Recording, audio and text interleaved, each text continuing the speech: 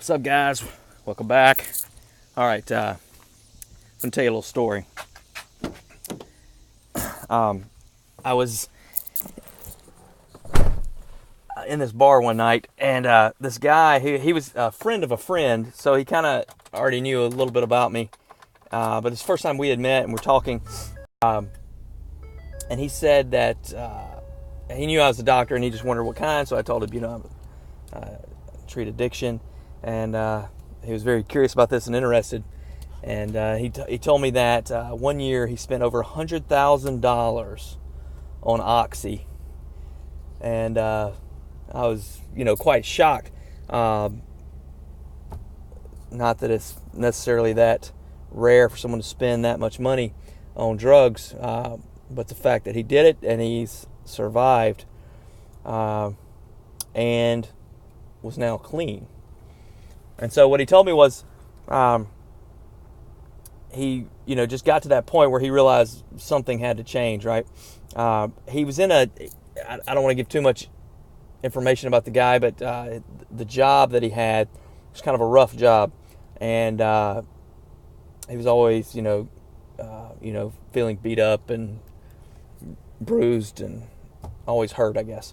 So that's how he started, right? Just taking pain pills here and there, and it just spiraled down. So he would get up in the morning, 100 milligrams of Oxy, crush it, snort it, and go about his day. Never overdosed, but he just got to the point where he just kind of woke up, realized where he was at, where his life was going with this, and decided to get help. So he got cleaned up. Now he did use Suboxone for a short period and then tapered off quickly. And he didn't like the idea of staying on Suboxone long term.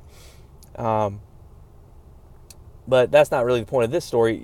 The point of the story was, where did we meet at, right? We were at a bar talking, drinking beer. And so the reason this is interesting to me is because you're gonna to have a lot of people say your goal should be 100% sober. And maybe it should. But what I think is interesting about this is this guy, he wasn't living with what I call the addict mentality.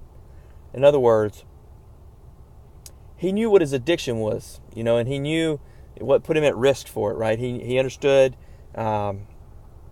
his issues with pain. He understood his issues with pain medication. But to him, alcohol wasn't hindering his life. He wasn't an alcoholic. He wasn't drinking every day.